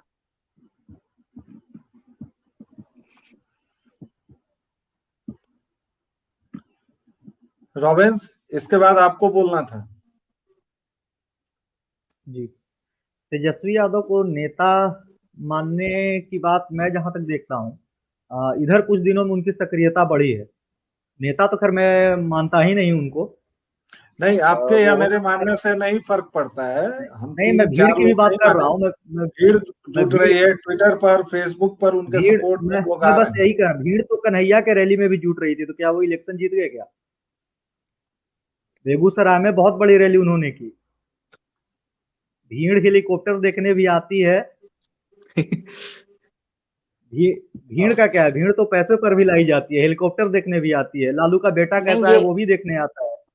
नहीं, मुझे लगता है कि मैं जरा इससे असहमत हूँ। एक बड़ा वर्ग निश्चित रूप से है जो इसलिए उन्हें नेता मानता है कि वो लालू प्रसाद के पुत्र हैं। मैं इस पे आ रहा हूँ, बस मैं ये कह रहा हूँ कि जैसे उनके जो एक खास समर्थक हैं, जैसे जातीय गोलाबंदी है उनकी, उनके जात के लोग या जो भी हो, एक उनका कम से कम वोट बैंक जो लालू यादव जी जो बनाए थे अपनी जातीय समीकरण को साध कर, या जिस तरीके से भी, वो लोग कहीं ना कहीं अभी भी जुड़े हुए हैं। वो मतलब लालू जी के कारण ही, जैसे कि अनुपम जी ने बताया कि वो लोग तेजस्वी से इसलिए जुड़े हुए हैं, और लालू जी का वो सॉरी हाँ, जो बीमार है उनका प्ले कार्ड ये लोग खेलने वाले हैं, तो उस कारण से भी अभी जैसे देख लीजिए सोशल मीडिया पर ही उनका बहुत फैलाया जा रहा है कि लालू यादव बीमार है तो छोड़ देना चाहिए, छोड़ देना चाहिए। वैसे तो हजारों लोग बीमार हैं। नहीं देखिए, लालू प्रसाद को आजादी दी जाए, इसके लिए आजादी पत्र लिखे गए। ये अलग बात है कि तेज प्रताप के उस पत्र में 8 गलतियां थी, लेकिन हम सभी लोग जानते हैं कि we don't expect leaders to be literate. हमारे यहाँ नेता होने की कोई योग्यता नहीं है। एक और जरूरी चीज वैल्यू भैया है कि नीतीश कुमार क्योंकि 15 साल तक मुख्यमंत्री रहे और एंटी इनकम्बेंसी थी, तो वहां पर विपक्ष का एक सबसे मजबूत चेहरा जो लोगों को दिख रहा था वो तेजस्वी यादव ही दिख रहे थे, क्योंकि उसके अलावा कोई इस स्थिति में नहीं था कि जिसके जो नीतीश कुमार को पराजित कर सके। तो एक कई बार लोगों का ये भी उद्देश्य होता है कि वो जो मौजूदा सत्ता है उससे पूरी तरह से वो निराश हैं, तो वो उसको किसी भी सूरत पे किसी भी हाल में बदलना चाहते हैं। तो उसका भी फायदा तेजस्वी यादव जी को मिला। इस पर मुझे एक बहुत अच्छी बात याद आ रही है, लेकिन ये मजे की बात है कि हमारे आधा घंटा हमारे शो का बीत चुका है और हमें पता नहीं चला, क्योंकि राजनीतिक बातें ज्यादा हो रही हैं और मैं देख रहा हूँ कि व्यूअरशिप हमारे शो में अभी तक में सबसे ज्यादा है, जो लगातार लोग लाइव जुड़े हुए हैं। एनीहाउ, जहां तक विकल्प की बात है तो हमारे पास इस बार एक बहुत बढ़िया विकल्प था, जिसको मैं बिहारी केजरीवाल कहता हूँ, हमारे युवाओं के लिए कम से कम। क्योंकि जो युवा दिल्ली में मूर्ख बन सकते हैं, तो बिहार का युवा भी मूर्ख बन सकता था। लेकिन हमने देखा कि बिहारी केजरीवाल को 400-500 वोट मिले उसके इसमें, या 1000 के आसपास, मतलब आंकड़े मुझे। बहरहाल, बिहार की आबादी 12 करोड़, राज्यों के मामले में भौगोलिक आकार हमारा छोटा है, जनसंख्या घनत्व सबसे अधिक है। अगर मैं गलत नहीं बोल रहा हूं तो, मैं अगर गलत बोलूं तो मुझे सुधार दीजिएगा, आप लोग अद्यतन होंगे। इसके अलावा हमारे यहाँ उतने ही हैं। और अनुपम ने या शायद सोमू ने एक बात कही थी कि उद्योग नहीं लगने के क्या कारण है। लगने का एक कारण हमारे बड़े नेताजी ने बताया था कि हमारे अगल बगल में समंदर नहीं है, तो शायद इस वजह से भी हमारे यहाँ उद्योग नहीं है। उद्योग नहीं है, रोजगार नहीं है। बावजूद इसके मैं देखता हूं कि मेरे शहर का विधायक या आपके शहर का विधायक या कोई भी हो, उसका नाम ABC डॉ कुछ भी हो सकता है, उसके पीछे मैं 20-22 साल के लड़के को एक तिरंगा गुटखा खा के, और जब एक दोपहर, वो हरे रंग का हो सकता है, भगवे रंग का हो सकता है, कुछ भी हो सकता है, और 1-2 लीटर पेट्रोल, क्योंकि बाइक आजकल बहुत सस्ती है, और वो मरने मारने के लिए तैयार होता है, तो यह स्थिति बहुत उत्साहवर्धक नहीं है। बहरहाल देश की स्थिति भी बहुत उत्साहवर्धक नहीं है। अनुपम, आपके श्रोता खास तौर से सुनना चाहते हैं, और मैं चाहता हूं कि इस पर आप सोमू और रॉबिन्स बात करें कि एक व्यक्ति, यह सवाल आप लोगों के लिए आया था, एक व्यक्ति जो 10 वर्षों तक दूसरे सर्वोच्च संवैधानिक पद पर, जो AMU का कुलपति रहा, जो अल्पसंख्यक आयोग का मुखिया रहा, जो भारत का प्रतिनिधि रहा कई देशों में राजदूत के तौर पर, वह व्यक्ति अपनी सर्वोच्च नौकरी के अंतिम दिन उसे अपना मजहब याद आता है, और वह कहता है कि उसके मजहब वाले इस देश में असुरक्षित हैं। कल वह उसका इंटरव्यू छाया हुआ है, आप लोगों में से शायद सबने देखा होगा। मैं बात कर रहा हूं हामिद अंसारी की, और इसकी क्या है हमारे लिए। और उसमें हमने कई बार देखा कि उन्होंने कहा, बार बार उनसे पूछा गया, और उन्होंने कहा कि हाँ, मुसलमान असुरक्षित हैं। उनसे जब पूछा गया कि कैसे, तो उन्होंने कहा कि बस वो हैं। इस दृढ़ता से, मैं चूंकि और कोई शब्द इस्तेमाल नहीं करना चाहता हूं, इसलिए मैं कहता हूं, वरना इसका निगेटिव कोई शब्द लेना चाहिए हमें। इस दृढ़ता से, इस थेथराई से, इस निर्लज्जता से तथाकथित सेकुलरिज्म की परिभाषा गढ़ी गई, और वह हमारी पीढ़ी के गले तो उतार ही दी गई। आप लोगों के गले वह उतरता है। क्या सेकुलरिज्म यही है? धर्मनिरपेक्षता यही है जो हामिद अंसारी साहब पढ़ाना चाहते? अनुपम, आपसे शुरू करेंगे। सोमू, रॉबिन्स, आप चाहें तो बीच में इनको काट सकते हैं। देखिए, ये समस्या सिर्फ हामिद अंसारी के साथ नहीं है। आपने तो थोड़ा शब्दों में थोड़ा अनुशासन अपना लिया। मैं ऐसे लोगों के लिए एहसान फरामोश शब्द का प्रयोग करता हूँ। इसका अर्थ होता है कि आप खा रहे हैं जिसका, आप उसी थाली में छेद कर रहे हैं। ये ऐसी टेंडेंसी है जो हर उस व्यक्ति में है जो अपने अपने फील्ड में सर्वोच्च स्थान पर भी पहुंच गया है, लेकिन एक शर्त है यहाँ पर कि लिमिट इज इक्वल टू वो एक खास मजहब का होना चाहिए। वहाँ ये है, जैसे मैं आपको एग्जांपल देता हूँ, राजनीति में जैसे हामिद अंसारी, जब वो 10 साल तक उपराष्ट्रपति थे और उनकी अपनी पार्टी की सरकार थी जिसने उन्हें उपराष्ट्रपति बनाया, तब तक उन्हें कुछ नहीं लगा था। और जैसे ही 2014 हुआ, उसके बाद से, इससे ये पहली बार नहीं है, इससे पहले भी उनका बयान आया था, और अब उन्हें किताब भी बिकवाना है तो कंट्रोवर्सी और पब्लिसिटी वगैरह, तो उन्हें सख्त जरूरत है इन चीजों की। ये हो गया, ये राजनीति में आपको हो गया। उसके बाद मैं बचपन से, एक और आदमी है जिनका मैं कभी फैन हुआ करता था कि अरे इस आदमी ने तो माता के भजन तक भी लिखे हैं, कि फिल्मों में क्या लिखता है गाने की, गुलजार और एक यही तो है जो है सो है। लेकिन जब मैं देखता हूँ कि दिल्ली में दंगे होते हैं जिसमें 50-60 लोग मार दिए जाते हैं, और मैं 5 साल पहले तक जिसके शो बैठकर आधे आधे घंटे देख रहा हूँ कि वो बता रहा है फिल्मी किस्से और क्या क्या, वो आदमी ताहिर हुसैन के सपोर्ट में जब पोस्ट लिखता है, जब वो ट्वीट करता है, तो आपका मोह सिर्फ उस आदमी से नहीं भंग होता है, आपका मोह भंग होता है उस आदमी और वो एक ब्रीड ही है अलग। और हर फील्ड में वो जो ब्रीड होते हैं उन वैसे सभी लोगों से, ये जावेद अख्तर हो गया। उसके बाद आप ले लीजिए आमिर खान को, जिनकी पत्नी देश छोड़ना चाहती थी, या उससे पहले ले लीजिए आप इनटॉलरेंस वाला जो हुआ था, तो असहिष्णुता, यानी जिन्हें इस देश की जनता ने, ये तो जाहिर है कि उन्हें उनके ही मजहब की जनसंख्या ने नहीं सुपरस्टार बनाया। हम सब ने बचपन से कभी ना कभी हम सब शाहरुख, सलमान और आमिर ही बनना चाहते थे। बचपन में कभी भी हम देखते थे फिल्मों में उनको कि वो राज बन रहे हैं, वो राहुल बन रहे हैं, वो जो बन रहे हैं, लेकिन हम ये नहीं नोटिस करते थे कि वो मंदिर में जाकर भगवान के सामने चिल्ला रहे हैं कि ये कर दूंगा, तेरा यही इंसाफ है तो मैं देख लेता हूँ। लेकिन जैसे ही वो मजार पर जाते हैं तो उनका सर झुक जाता है। तो ये चीजें जब आप नोटिस करने की अवस्था में होते हैं तब आप समझ जाते हैं कि इस देश में हो क्या रहा है। तो ये सिस्टमैटिक तरीके से एक तरह से शुरू से ही होता आया है, आज से नहीं, पिछले 40-50 सालों से। और हामिद अंसारी ही नहीं, इस तरह के जितने भी लोग हैं या इस ब्रीड के हर फील्ड में जितने भी लोग हैं, उन सबको 2014 के बाद डर लगना शुरू हुआ है। उनमें से बहुतों को अवार्ड्स मिले हुए थे जिन्होंने अवार्ड्स लौटाए और पैसे नहीं लौटाए। तो ये एक टेंडेंसी ही है, समझ लीजिए आप। मुझे लगता है कि यहाँ डर किसी को नहीं लगता, डर लगाया जाता है।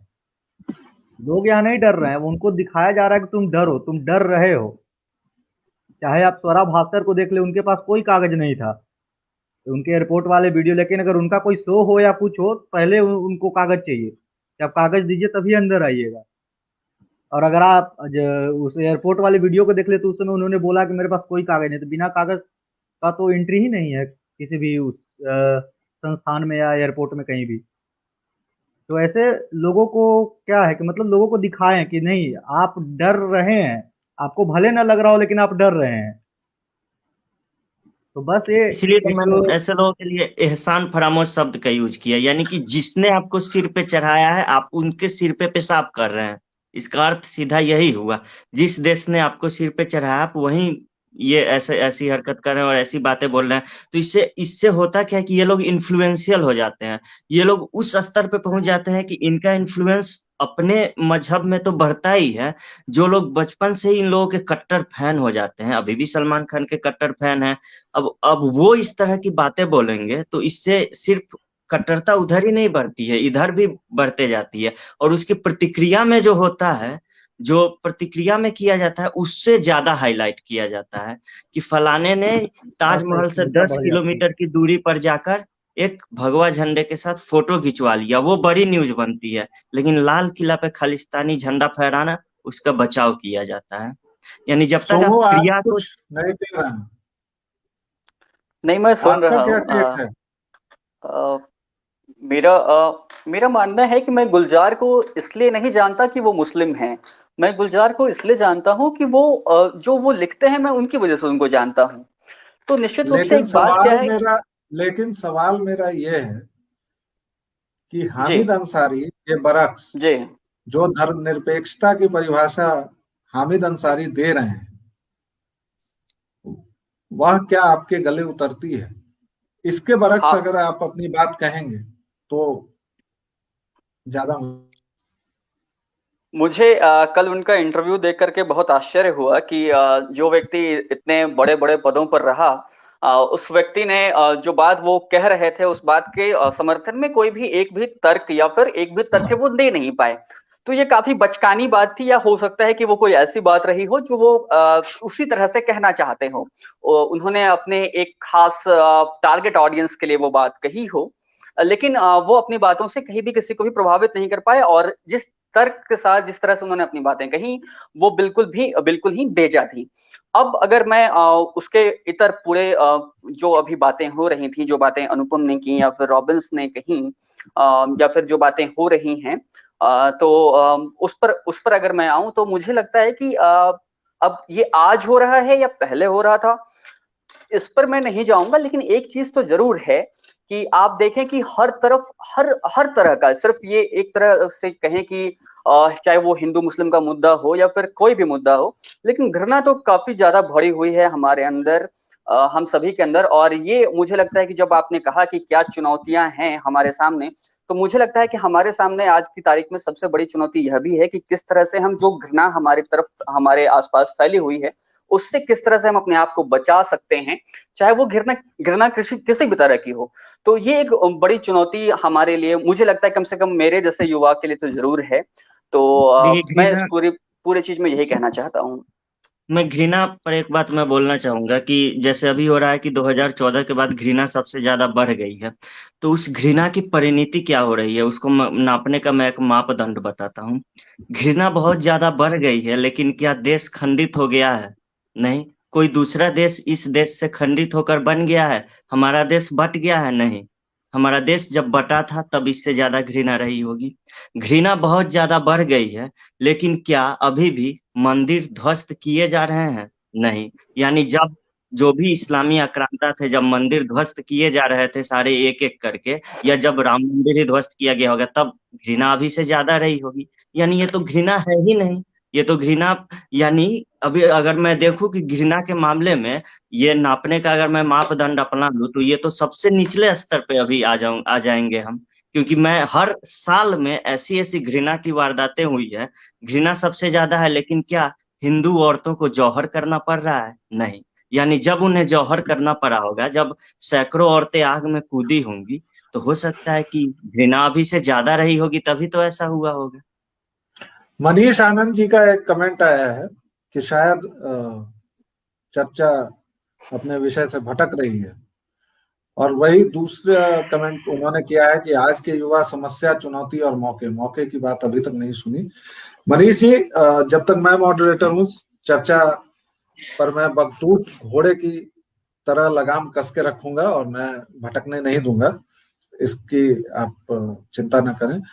लेकिन किंतु चूंकि युवाओं की बात हो रही है, तो 2000 बाद के जो युवा हैं वह सेकुलरिज्म को लेकर क्या सोचते हैं, वह इस देश को लेकर क्या सोचते हैं, वह इस देश की मिट्टी को लेकर क्या सोचते हैं, यह सब कुछ हम रैपिड राउंड में भी करेंगे।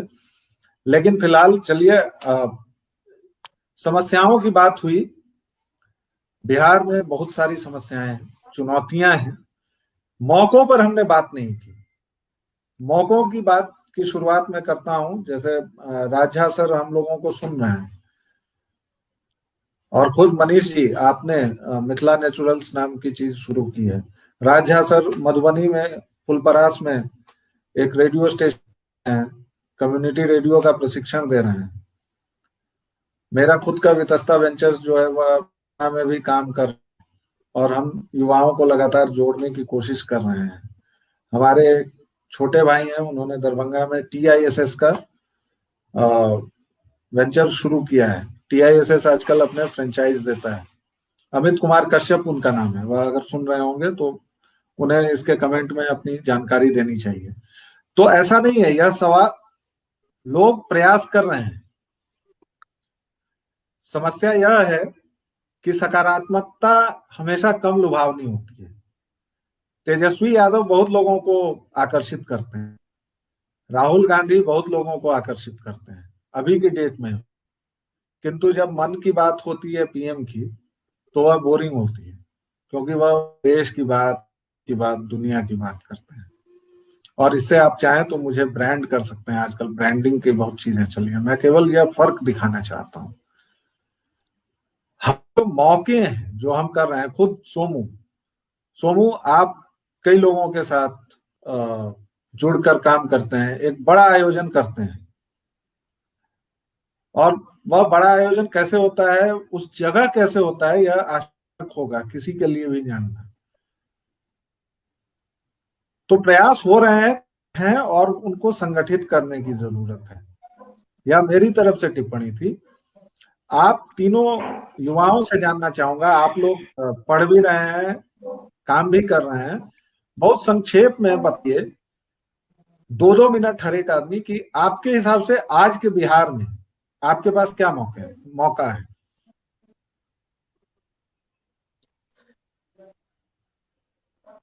कोई भी शुरू कर सकते हैं। हम लोग शायद अति भद्र हैं, मतलब कुछ टीवी वालों की तरह करिए, नोचा नोची की माइक वाइक फेंक रहे हैं एक दूसरे पर। तो आपसे शुरू करते हैं, आपके हिसाब क्या है मौका? कई सारी चीजें हैं। खास करके अगर मैं अपने इलाके की ही बात करूं, तो जैसे हमारे यहाँ की पानी प्रचुर मात्रा में है, तो वहां पर मखाने की खेती या फिर मछली पालन, जो कि काफी ज्यादा अभी आज की तारीख में बढ़ा भी है। इससे इतर जो काफी सारी चीजें हैं, खास करके अगर हम देखें तो वैज्ञानिक ढंग से कृषि को लेकर कई सारे लोगों ने इस बीच में बिहार में एक मॉडल पेश किया है। एक अभिषेक कुमार जी हैं, वो काफी अच्छा काम कर रहे हैं। इसके इधर से राज झा सर वापस आए हैं और वापस आने के बाद जो भी कुछ वो कर रहे हैं, तो इन काफी सारी चीजों को लेकर के हम लोग जो युवा हैं वो बहुत सारी चीजें सीख सकते हैं और वैसी चीजें कर सकते हैं जिससे जो उत्पादन है उसके साथ साथ वो उत्पादन ऐसा हो जो खास करके पैसे दिला सके ठीक ठाक मात्रा में। आमतौर पर हम अगर अपने इलाके में देखें तो हमारे इलाके में मक्के की खेती काफी ज्यादा होती है, लेकिन मक्के की खेती जो है वो कमोबेश बहुत से किसानों के लिए बहुत ही ज्यादा फायदे का सौदा नहीं होता है। तो इस तरह से हम खेती कर सकते हैं। जो सारी चीजें अगर हमारी बाजार में आए तो वो हमें लागत और श्रम दोनों को अगर हम जोड़ें तो उसके मुकाबले हमें अधिक मुनाफा दे सकें। ऐसी कई सारी चीजें हैं जो की जा सकती हैं खेती के मामले में भी और बाकी सारी चीजों में भी, जैसा कि आपने जिसका जिक्र भी किया कि जो मनीष सर हैं, मनीष सर का काम मैं लगातार देखते रहता हूं, तो ऐसी कई सारी चीजें हैं जो की जा सकती हैं। इसके काफी सारे अवसर हैं, इसलिए अवसर है क्योंकि इस दिशा में काम नहीं हुआ है। अनुपम, आपसे जल्दी से जानना चाहेंगे। देखिए, सबसे पहले बिहार में समस्या ये है, आप हर किसी भी राज्य की बात करेंगे तो उस राज्य का कुछ न कुछ ऐसा प्रतीक चिन्ह है, जैसे कोई ना कोई जगह ऐसी है या कोई स्थल ऐसा है या उसे ऐसा बनाया गया है जिसके इर्द गिर्द उस पूरे राज्य का इकोसिस्टम और अर्थव्यवस्था वगैरह घूमती है। जैसे आप बिहार को ही ले लीजिए, यहाँ गया का बौद्ध मंदिर या राजगीर, ये सब एक ऐसे जगह है जिसके लिए आपको जापान भी फंड दे सकता है, आपको चीन भी फंड दे सकता है, और आपको यहाँ श्रीलंका भी, अगर वहां भी उन लोगों की भी श्रद्धा है तो वो लोग भी मदद कर सकते हैं। तो ये सब एक ऐसी चीज है, जैसे है क्या कि यहाँ जितने भी पर्यटन स्थल है बिहार में, जैसे मैं आपको अभी अगर बता दूं कि बिहार में ओल्डेस्ट वर्ल्ड का फंक्शनिंग टेम्पल बिहार में है और वो कैमूर में है, लेकिन एक हिल पे बसा हुआ है, लेकिन वो लोगों को नहीं पता होगा। तो असल में ब्रांडिंग एक चीज है जो आपको करनी होती है। आपको अपने राज्य में एक पूरा इकोसिस्टम तैयार करना होता है 2-4 जगहों के इर्द गिर्द, और जैसे ही पर्यटन बढ़ता है किसी भी राज्य में, जब बाहर से लोग आते हैं तो वैसे ही वहां पे उद्योग धंधे भी बढ़ने शुरू हो जाते हैं और बाकी वहाँ युवाओं को भी वहां भी कुछ और दिखने लगती है। लेकिन ये चीजें बिहार में बिल्कुल भी नहीं हुई है। इस मामले में सुसुप्त अवस्था में अब पर्यटन मंत्री, चूंकि जो मेरे ही इलाके के विधायक है प्रमोद कुमार, तो इसीलिए ये समस्या मुझे सबसे ज्यादा दिखती है, जिनके इलाके के होते हैं सांसद विधायक उन लोगों को। और दूसरी एक और बात ये है कि कृषि पे कुछ ज्यादा ही जोर है हम लोगों का, क्योंकि कृषि ये एक ऐसी चीज है, ये तो सैकड़ों सालों से होती आ रही है, हजारों सालों से होती आ रही है।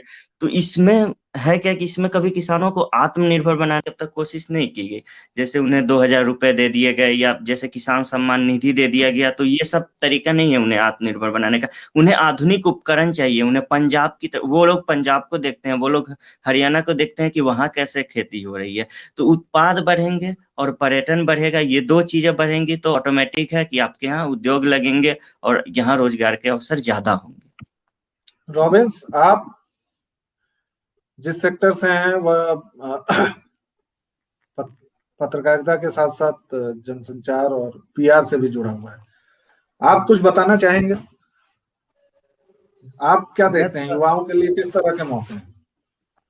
मौके तो मुझे अभी बिहार में दिख रहे हैं। पीआर के क्षेत्र में अगर पटना में हम देखें तो मतलब एक अच्छा अवसर हम लोगों को अभी मिल रहा है फिलहाल के क्षेत्र में, फिलहाल के दिन में बहुत अच्छा है। मतलब उतना अभी बूस्ट तो हुआ नहीं है। पीआर अगर किसी को समझाने जाए या बहुत सारी चीज़ें उनको बताने जाए तो बहुत सारे लोगों को कोई इंटरेस्ट नहीं है, उनको मतलब वो है ही नहीं कि क्या है, इससे क्या फ़ायदा होगा, क्या वो है। तो अवसर तो धीरे-धीरे हो रही हैं, कंपनियाँ भी हैं, कुछ आ भी रही हैं, लेकिन वो अगर कंटिन्यू रही, मेन है सस्टेन कर पाई अगर यहाँ, तब हमें बहुत ज़्यादा अवसर मिल सकते हैं। अभी थोड़ी गया की बात हुई तो मैं यहाँ से हूँ, सबसे गंदा शहर होने का मतलब खिताब भी हमारे सर पे सज चुका है। तो इसके लिए कुछ बात करना चाहूँगा। पता नहीं है हमारे माननीय मुख्यमंत्री जी को हमारे शहर से क्या ऐसी नाराज़गी है। चाहे बोधगया की ही बात कर लें, अगर आप बोधगया के रोड में जाएँगे, अगर आप एक बार जाम में अगर आप फँस गए, तो हो सकता है कि शाम हो सकती है। अगर गया में ब्रिज की बात करें तो 1-2 गिने-चुने ब्रिज हैं। गया का आप अगर ट्रैफिक सिस्टम देख लें तो बहुत ज़्यादा उलझा हुआ है। दबाव बढ़ रहा है मैं वहाँ एक पे, और चीज एक और चीज मैं याद दिलाना चाहूंगा, सॉरी इंटरप्ट कर रहा हूँ, कि जैसे है क्या कि यहाँ पे शिक्षा के लिए मान लीजिए, जैसे बिहार में 4-5 साल पहले 2 केंद्रीय यूनिवर्सिटी मिली है, एक गया में है शायद, एक बस मैं इसी मोतिहारी में, और एक और मिला था। तो उस केंद्रीय यूनिवर्सिटी के लिए, सेंट्रल यूनिवर्सिटी के लिए बहुत दिनों से आंदोलन चल रहा था। तो यहाँ कपिल सिब्बल आए, तो यहाँ मोतिहारी के बगल में एक जगह है रक्सौल, वहां पे एयरपोर्ट है। तो वहां पे जब वो उतरे, तो उतरने के बाद वो बाहर निकलते उन्होंने देखा कि अरे ये तो चारों तरफ गांव ही है। बोले अरे यहाँ नहीं यूनिवर्सिटी, यहाँ कैसे होगा, ये कहाँ उतार दिया मुझे। ये मतलब उन्हें लग रहा था कि ये इंडिया में है ही या नहीं। वैसे वो थोड़ा 10 आधा किलोमीटर भी और आगे बढ़ जाते तो नेपाल में पहुंच जाते, लेकिन फिर भी वहां उन्हें लगा कि नहीं नहीं, यहाँ मैं सेंट्रल यूनिवर्सिटी नहीं दे सकता, कि ये कैसी जगह है, कैसे है। लेकिन वो जिद थी यहाँ की सरकार की, वो वोट कराओ या जो भी रहा कि यहाँ सेंट्रल यूनिवर्सिटी यहाँ होनी चाहिए। तो ये एक मानसिकता है कि जैसे सरकार भी देखती है कि अरे ये इलाका तो विकसित ही नहीं है, यहाँ हम यूनिवर्सिटी और यहाँ बनाकर हम क्या करेंगे, कैसे करेंगे। इंफ्रा तो ये एक होना चाहिए कि आप हर चीज एक एक शहर में नहीं हो। नहीं नहीं, मैं एक चीज हाँ बोलना रॉबिन्स, चाहूंगा। जी आप रॉबिन्स आप बताएं। आपके तरफ यूनिवर्सिटी की जो बात हुई, तो यहाँ की सरकार ने वहाँ वादे किए थे कि मैं यहाँ यूनिवर्सिटी बनवाऊंगा। मैं गया की बात करूँ तो यहाँ यूनिवर्सिटी देने से रोका जा रहा था। जब यहाँ की बात हुई थी तो यहाँ यहाँ यूनिवर्सिटी नहीं दिया जा रहा था। कई लड़ाइयाँ चली, बहुत सारे आंदोलन यहाँ पे लोगों ने किए।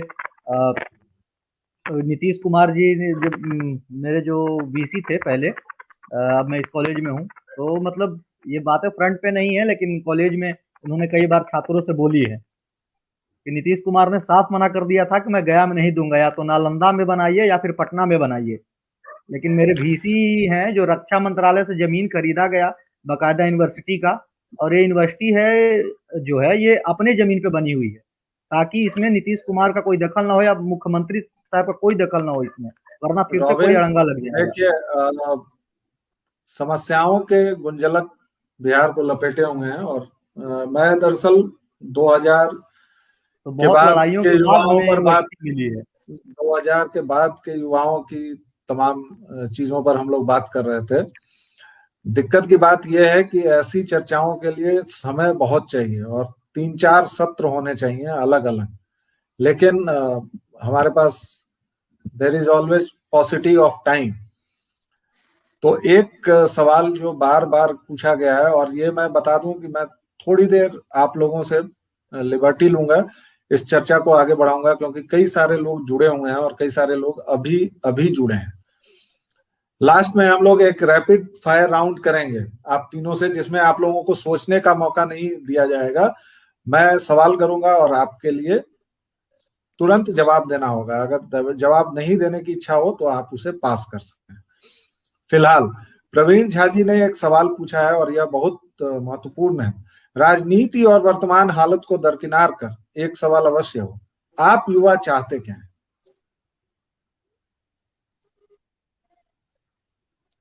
संक्षेप में, मतलब अगर जवाब देंगे तो ज्यादा बेहतर रहेगा। सोमू से हम लोग शुरू करते हैं। मैं अभी अगर बात करूं कि मैं क्या चाहता हूं, तो मुझे लगता है कि सबसे जरूरी चीज जो हमारे लिए है कि कई सारे लेवल पे जागरूकता जो है वो लोगों में नहीं है। अगर मैं अपनी बात करूं तो मुझे पता नहीं था कि मैं क्या करूंगा। जब मैं 5वीं छठी में था, उस समय तक मुझे क्रिकेटर बनना था, उसके बाद फिर और कुछ और बनना था, फिर कुछ और बनना था, फिर कुछ और बनना था। अगर मैं अभी अपने इलाके के गाँव की बात करूं तो कई सारे बच्चे ऐसे हैं जो काफी बहुत अच्छा कर सकते हैं, लेकिन उन्हें अपने करियर ऑप्शंस पता नहीं है। तो इस वजह से कुछ लोग फौज में चले जाते हैं, वो दौड़ते रहते हैं और फिर उसकी नौकरी ले लेते हैं। फौज में जाना बुरी बात नहीं है, लेकिन वो उससे कहीं ज्यादा अधिक कर सकते हैं, कहीं ज्यादा अधिक कंट्रीब्यूट कर सकते हैं। तो मैं चाहता हूं कि इन सब चीजों पर काम हो, क्योंकि इन सब चीजों पर काफी कम काम हुआ है। एक ये कि करियर ऑप्शंस को लेकर के लोग जागरूक हों। दूसरी चीज ये कि एक समझ बने। आज की तारीख में भी एक बहुत बड़ा वर्ग हमारे यहाँ है जो अपनी समझ से वोट कर नहीं पाता है। तो अगर हम लोग, जो भी लोग यहाँ पर हैं जो इस बहस करने की स्थिति में हैं, तो अगर हम लोग उन लोगों को इस मामले में जागरूक कर पाए कि वो लोग अपनी समझ से आकर के वोट करें, अपने मुद्दों को पहचानें और उसके आधार पर अपने रिप्रेजेंटेटिव्स को चुने, तो काफी कुछ बदल सकता है। और ये सबसे जरूरी चीज है मेरी समझ से। एक मुकुंद नाम के लड़के का कमेंट आया है, मेरे जैसे युवा क्या करें, हमारे लिए बिहार में क्या है। भाई मैं पैदा हुआ दिल्ली में, यहीं पला बढ़ा, यहाँ से आगे जाऊं या आगे मतलब इससे बड़े शहर या विदेश, पीछे जाना मतलब बिहार। हार्ड फैक्ट है, सच्चाई है। नहीं, मेरी थोड़ी सी असहमति है कि पीछे जाना बिहार नहीं है। अगर आपने दिल्ली में काफी सारी चीजें सीखी हैं, तो हो सकता है कि बिहार आपको उन सारी चीजों के लिए एक बड़ा बाजार दे सकता है। ये आप पर निर्भर करता है कि आपने वहां पर क्या चीजें हासिल की हैं। क्या आपके लिए बिहार एक बाजार हो सकता है, जो आपकी समझ है, जो आपका ज्ञान है, जो आपका कौशल है उसके लिए, या फिर नहीं। तो ये अलग अलग लोग अलग अलग समय में चुन सकते हैं। कई लोगों ने यहाँ पर आकर के काम किया और बड़ा काम किया। तो मुझे लगता है कि शायद ये ठीक होगा कि आपके हिसाब से आप क्या बिहार को बाजार बना सकते हैं या नहीं बना सकते हैं। अनुपम, हाँ, मैं एक आपके उदाहरण देकर इस चीज को आज शुरू आज करूंगा। के जैसे युवा उनका क्या ही, चाहते हैं? आज के युवा हाँ, क्या जैसे चाहते मैं इसको एक हैं? तमाम उदाहरण देकर ही शुरू परिस्थितियों और करूंगा। राजनीतिक पहले उस, हालात को अलग रख के, हाँ हाँ, वो परिस्थितियों और वो समझ राजनीतिक गया मैं। हालात को अलग तो रख के। मेरी आवाज जा रही है? जी जी बिल्कुल। हाँ हाँ, तो मैं एक मतलब उदाहरण देकर शुरू करूंगा। अभी जो कमेंट आया था उसी परिप्रेक्ष्य में, फिर ये खुद ब खुद समझ आ जाएगा। जैसे बहुत से घरों में होता क्या है, बहुत से घरों में कि जैसे कोई बड़ा दुकान चला रहा है, वो कोई कपड़ा का दुकान चला रहा है या कुछ चला रहा है, तो वो लोग का खानदानी बिजनेस होता है कि वो चला रहे हैं। उनका बेटा एमबीए करने मान लीजिए फॉरेन गया, विदेश गया, और फिर वो वापस लौटता है और वो कहीं नौकरी नहीं करता है, वो फिर उसी दुकान को संभालता है और बहुत अच्छे से संभालता है। तो सबसे बड़ी बात यह है कि बिहार के जितने भी लोग बाहर हैं, वो अच्छे अच्छे पोजीशंस पे हैं। वो पुणे में भी हो सकते हैं, वो दिल्ली में भी हो सकते हैं। तो वो हो सकता है कि बहुत ही अच्छे पोजीशन पे उन लोगों को बाहर उन्होंने जो भी सीखा है या बाहर उन्होंने जो भी कमाया है, उसमें से कुछ बिहार में इन्वेस्ट करने की जरूरत है। और यहाँ के युवा मेनली यही चाहते हैं। यहाँ जैसे बचपन से, जैसे वो दिखाते हैं ना 3 इडियट्स में कि इंजीनियर बनेगा, तो यहाँ जैसे बचपन से बच्चा पैदा हुआ कि उसको बोलते हैं कि ये सरकारी नौकर बनेगा, कि ये तुम्हें सरकारी निकालना ही निकालना है। तो वो बेचारा होता क्या है कि वो 10th क्लास तक जीके ही पढ़ता रह जाता है। 8 9 10 में जीके, मैथ्स और रीजनिंग बना रहा है। कहीं नवोदय सैनिक स्कूल वगैरह में हुआ तो हुआ, नहीं हुआ तो फिर उसके बाद 12th के बाद होता क्या है कि 11th 12th में उसे अचानक से समझ आता है, अरे नहीं नहीं, ये तो इंजीनियरिंग करना है, कि सब मेरे आसपास के कॉलेज में जा रहे हैं, कोई चंडीगढ़ चला गया, कोई रांची चला गया, इस तरह से तो नहीं, मुझे भी तो जाना ही होगा। फिर उसके गार्जियन बोलते हैं ठीक है, सरकारी नौकरी 2 साल बाद, 3 साल बाद, 4 साल बाद, पहले ये कर लो, कि ये निकाल लो, देखो इसने भी निकाल लिया, तो फिर वो इंजीनियर बन जाते हैं। और उसके बाद फिर डिसाइड होता है कि अब क्या करना है। तो वहां पे यहाँ से 2 रास्ते होते हैं, या तो वो उसी में जॉब करते रहते हैं और आगे बढ़ते हैं, यानी उन्हें बनना था सरकारी नौकर और बन जाते हैं इंजीनियर।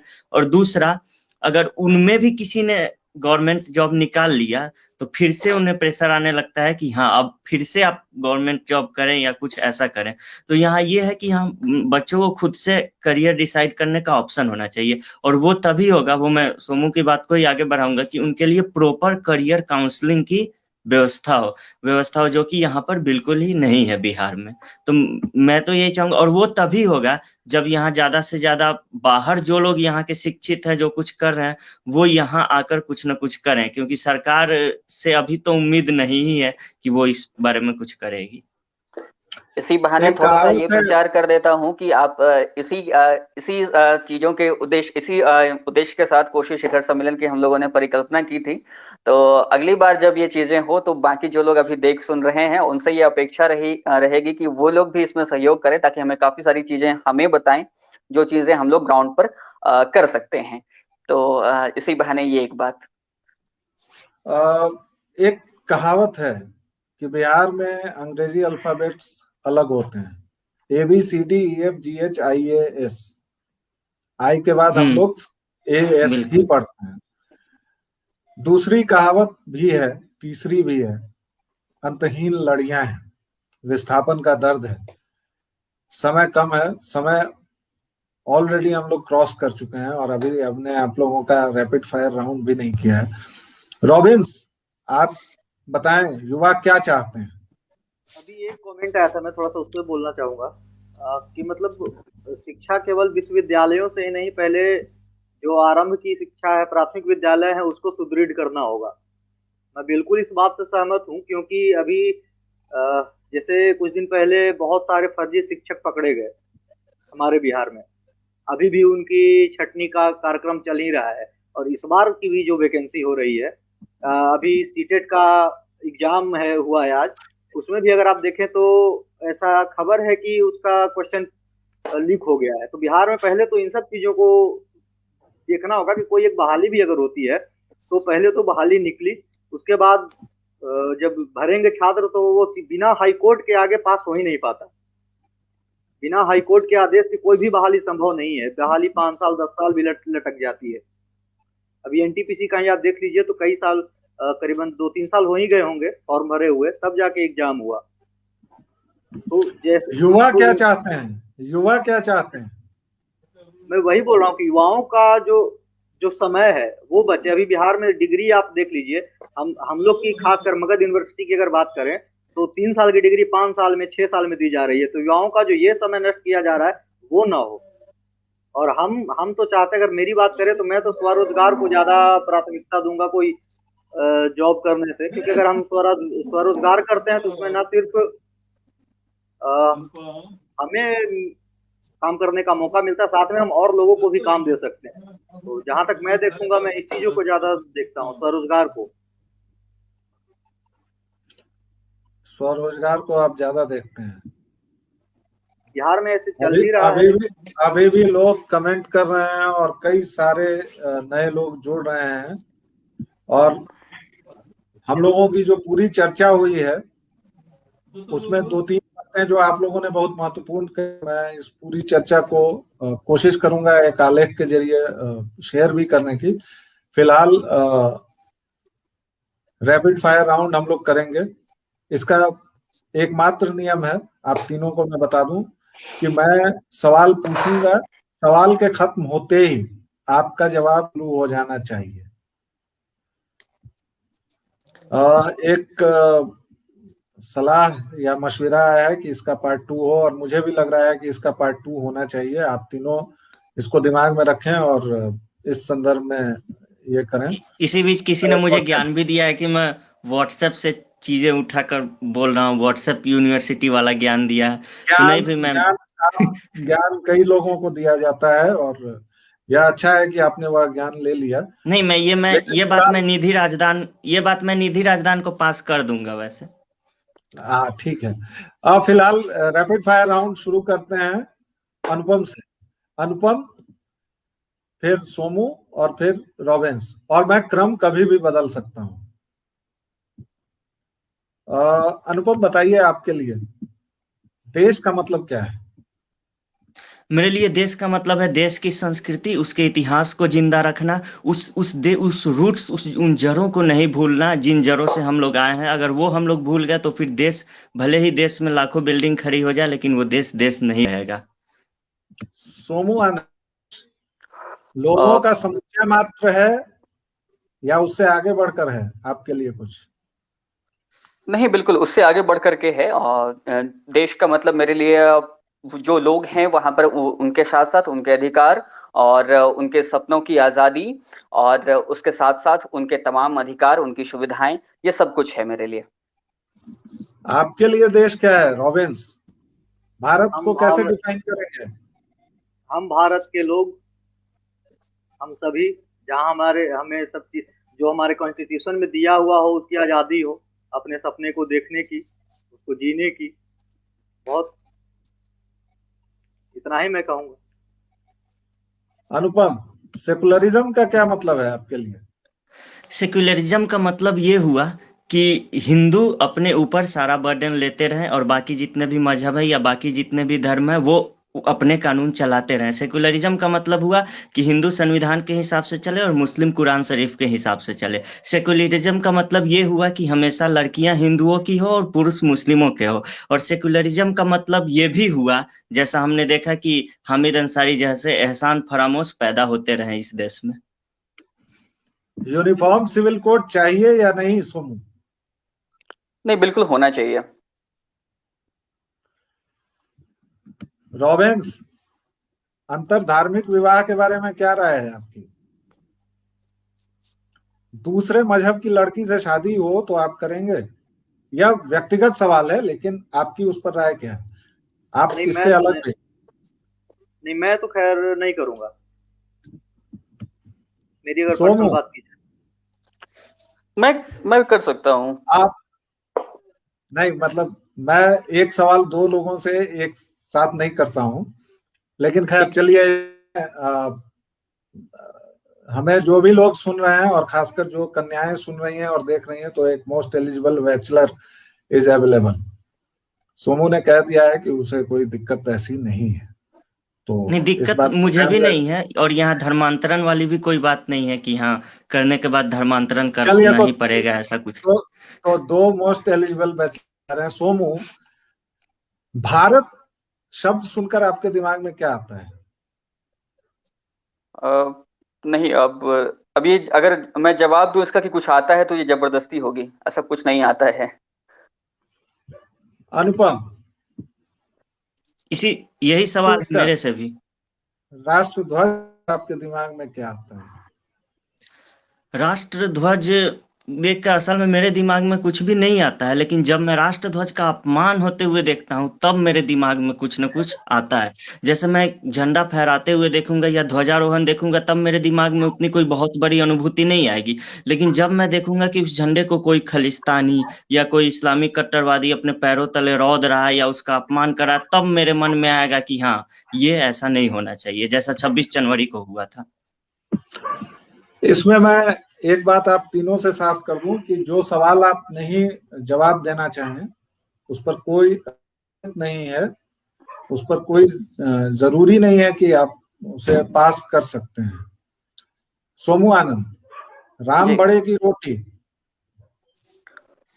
राम बड़े की रोटी थोड़ा मुश्किल सवाल है, और लेकिन सबसे बड़ी चीज तो रोटी ही है। अनुपम आनंद, राम जन्मभूमि मंदिर के साथ 5 एकड़ जमीन दी गई, सही या गलत? बिल्कुल गलत। अधिकार नहीं है, क्योंकि जहां जो चीज है वही रहना चाहिए। जबरदस्ती किसी को खुश करने के लिए ये चीजें नहीं होनी चाहिए कि आपका अधिकार नहीं है तब भी दे दिया वहां पे। रॉबिन्स, समस्याएं स्थानीय स्तर पर सुलझेंगी या राष्ट्रीय स्तर पर? गया को सुधरना पड़ेगा या प्रधानमंत्री जी सुधारेंगे? गया को। जी, मैंने पहले भी बोला था कि स्थानीय का बहुत बड़ा इसमें योगदान भी है। मैं ये नहीं कह रहा हूँ कि आगे कोई दूसरा कोई बाहर से गया को गंदा कर दे रहा है, ऐसा बिल्कुल नहीं है। हमें भी अपनी आदतें सुधारनी होंगी, लेकिन बहुत सारी जो सरकार की योजनाएं हैं वो धरातल पे नहीं है। इसको भी सरकार को भी मानना होगा। कागजों पे बहुत होता है, कागजों में गया बहुत ज्यादा साफ दिखा देंगे यहाँ के नगर निगम के जो वार्ड पार्षद हुए या फिर बहुत सारे जो लोग हुए, लेकिन स्थितियां बिल्कुल विपरीत हैं उससे। सोमू, भ्रष्टाचार मिट सकता है या नहीं? मिट सकता है, बिल्कुल मिट सकता है। लेकिन उसके लिए आपको जब एक बच्चा बड़ा हो रहा होता है उसी वक्त से उसके साथ कोशिश करनी होगी। आप जो चाहेंगे कि आप किसी 25 साल 30 साल का आदमी जो अपने आसपास की कई सारी चीजों को लेकर के उसने अपनी सोच विकसित की है, आप उसके दिमाग में अचानक से कोई आप जादू की छड़ी चलाएंगे, अलादीन का चिराग जला देंगे या फिर वो कोई मैजिक पेंसिल चला देंगे और उसके अंदर से सारे बुरे विचार और भ्रष्टाचार के विचार समाप्त हो जाएंगे, तो वो नहीं होने वाला है। कई सारी चीजें शुरुआत से बदलनी होंगी तभी भ्रष्टाचार खत्म होगा।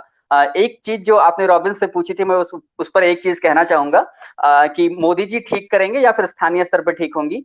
जब वोट मोदी जी के नाम पे ही वार्ड चुनाव में भी मांगे जाएंगे तब तो मोदी जी को ही ठीक करना पड़ेगा, नहीं तो और तो कोई विकल्प है नहीं। ठीक है। अनुपम, फांसीवाद बुरा या साम्यवाद? मेरे हिसाब से तो दोनों ही बुरे हैं, लेकिन साम्यवाद मेरे हिसाब से ज्यादा बुरा है, क्योंकि मैंने फांसीवादी सरकारों को आज तक विकास करते हुए देखा है, लोगों के कब थोड़ा भला करते हुए देखा भी है कहीं कहीं, लेकिन मैंने आज तक साम्यवादी को कहीं भी किसी हिसाब से दूरगामी रूप से वो विकसित होते हुए नहीं देखा है। सोमू हंस रहे हैं, इसलिए काउंटर क्वेश्चन मैं उनको करने की इजाजत देता हूं। आप कोई काउंटर क्वेश्चन करना चाहेंगे इनसे? नहीं छोटा नहीं सा। नहीं, बिल्कुल कोई कोई काउंटर क्वेश्चन नहीं है, ठीक है। आप उनके विचार है, उनके विचार से मैं काउंटर क्वेश्चन क्यों करूं? मेरे विचार अलग हो सकते हैं, उनके विचार अलग हो सकते हैं। आपको क्या लगता है सोमू कि नहीं, मैं उनसे पहले ये पूछना चाहूंगा कि उन्होंने जिस विकास की अभी बात की है, वो विकास उनके लिए क्या है? बस मैं ये समझना चाहता हूँ, और कुछ नहीं। अनुपम, विकास समझाएं आप। मेरे लिए विकास का अर्थ यही है कि हाँ, कि सब कोई खुश रहे, सबको खाने को रोटी कपड़ा मकान, जो बेसिक जरूरतें हैं वो उसे मिल रही हो, यही तो विकास है। और ऐसी ही चीजें जब होती है तो इनका विरोध होता है। जैसे केवड़िया में एक गांव है वो, और वो अहमदाबाद से इतनी ज्यादा दूरी पर है। वहां पे जब कोई स्टैच्यू ऑफ यूनिटी बनती है तो लोग पूछते हैं मूर्ति या रोटी, लेकिन लोग ये नहीं देखते हैं कि उसके कारण आसपास के 26 गांवों की तस्वीर बदल जाती है, और रोज वहां पर हजारों लोग आते हैं, और वही मूर्ति फिर वहां के लोगों को रोटी देती है। तो आपने जैसे इनसे पूछा था ना, राम या रोटी, तो हमारे यहाँ रोटी भी मिलती है अगर किसी के हाथ में, किसी गरीब के हाथ में, तो वो बोलता है सबके दाता राम। तो वही समझ लीजिए। तो यहाँ सोमू जबरदस्ती इन चीजों को अलग जी अलग करने की कोशिश है। सोमू, जी अपने राम, आपके जी लिए राम क्या है? अपने अपने राम, आपके जी। लिए राम क्या है? अ, मेरे लिए राम वो हैं जिनके बारे में मैं बचपन से अपने बुजुर्गों से, अपने घर के तमाम लोगों से सुनता आया हूँ, और जिनके आदर्श की कहानियां हमारे घर घर में सुनाई जाती हैं कि बेटा हो तो राम जैसा, जो पिता की हर बात माने, या फिर उसके बाद अगर राजा हुए तो राम राज्य हो, जहाँ पे प्रजा हर आपके तरह से लिए खुशी राम हो। क्या है? तो आपके राम क्या है? तो आपके राम, जी, आपके राम मे, क्या है?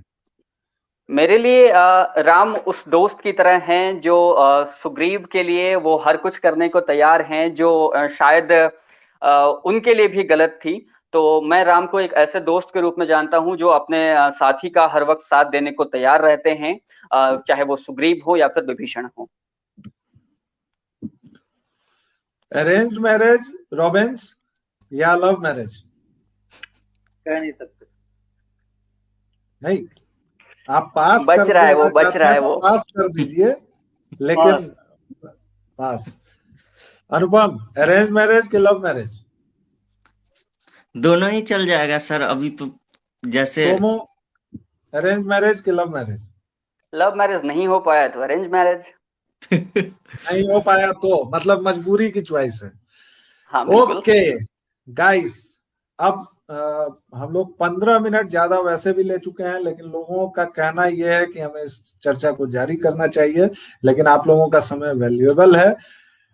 मैं इस चर्चा को दोबारा करने का अपने दर्शकों श्रोताओं से वादा करता हूं, और आप तीनों से अनुरोध करता हूं कि आप लोग जल्द से जल्द जब भी एक दिन कोई भी किसी भी रविवार को समय दे पाए तो कृपया मुझे सूचित कर दें, ताकि मैं अपने दर्शकों श्रोताओं को आप लोगों से फिर मुखातिब करा सकूं, मिलवा सकूं। मैं सर तैयार हूँ, जब भी आपका आदेश हो तैयार हूँ।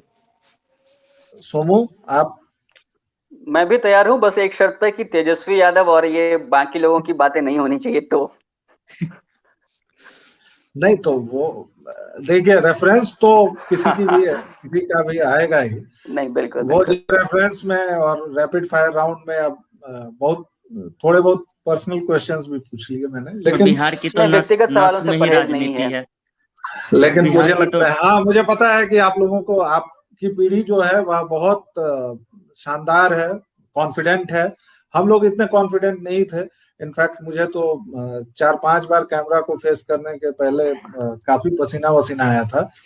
अभी नहीं, भी मैं बहुत और कॉन्फिडेंट नहीं दिखता हूँ। लेकिन एक और आपकी चीज क्या पीढ़ी, है कि हमें आप जो मतलब जो आपकी पीढ़ी रही हो उससे कम पिटाई लगी है हमें, तो इस वजह से आप कई बार खार खाए रहते हैं मिलेनियल्स से, वो फेसबुक पे दिखते हाँ, रहता वो है। मैं भी देखता हूँ। नहीं मैं मिलेनियल से बहुत प्यार करता हूँ और खार नहीं खाता हूँ मैं, लेकिन ये मानता हूँ कि कुम्हार अगर मिट्टी को थोपेगा नहीं तो, क्योंकि आप दोनों के साथ काम करने का मौका नहीं मिला है, रॉबिन्स के साथ काम करने का मौका मिला है, तो रॉबिन्स जानते हैं कि मैं उस कुम्हार की नीति में यकीन करता हूँ। अजीत झा जी ने कुछ कमेंट किया है, मैं एक आखिरी कमेंट ले लूं। दोबारा जब करें मॉडरेटर अजीत झा होंगे। इन्होंने स्वयंभू तरीके से अपने ऊपर दायित्व ले लिया है।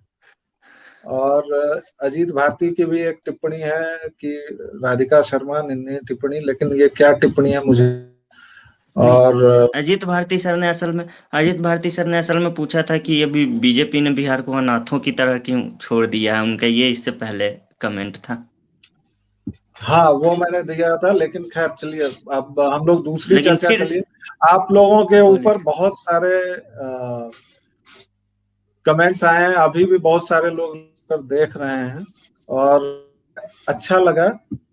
मुझे लगता है कि मेरा अब तक का ये 9वां शो है जिसमें सबसे ज्यादा पार्टिसिपेशन हुआ है, जिसको एल्गोरिदम की भाषा में है तो इम्प्रेशन से आगे निकल के पार्टिसिपेशन और रीच तक हम लोग पहुंचे हैं।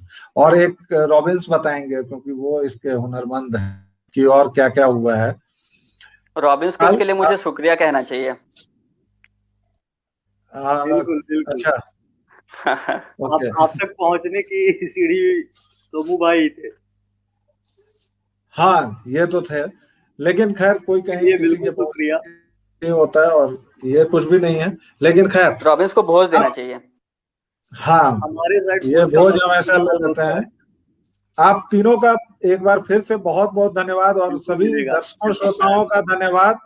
और मैं एक बार फिर उन लोगों को यह बता दूं कि बेहद जल्द हम इन 3 ऊर्जावान प्रतिभाशाली युवाओं के साथ आपके साथ फिर से होंगे रूबरू। तब तक के लिए हमें विदा दीजिए। Thank you very much. जय श्री राम।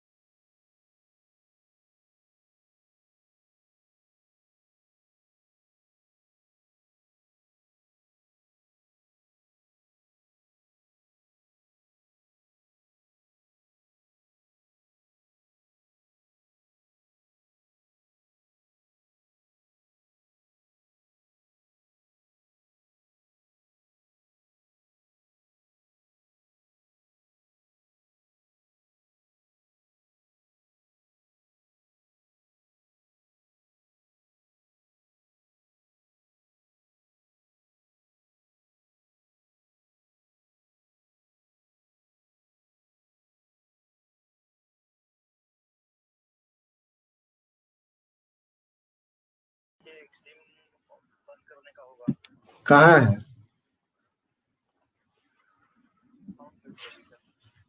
हैं?